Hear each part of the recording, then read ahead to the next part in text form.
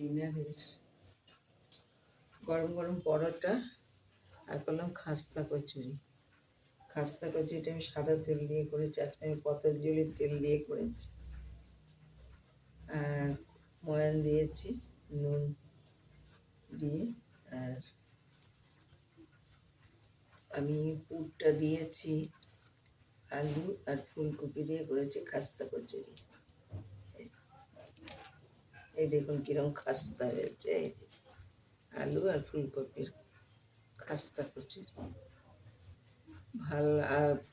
আলু আর ফুলকপিটাকে সেদ্ধ করে 5 ফোড়ন দিয়ে, তারপর কাঁচা লঙ্কা দিয়ে, নুন সামান্য একটু হালকা মিষ্টি দিয়েছি ব্যালেন্সের জন্য, আর দিয়েছি কাঁচা লঙ্কা দিয়েছি, আর দিয়েছি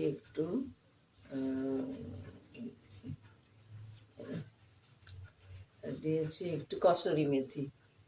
ওইটা দিয়ে আমি একদম শুকনো করে করে রেখেছি। এইবার আমি তৈরি করলাম আলু ফুলকপির খাস্তা কচুরি। ভালো লাগলে লাইক করুন, শেয়ার করুন, আমার পাশে একটু থাকুন। ভিডিওটা শেষ করলাম।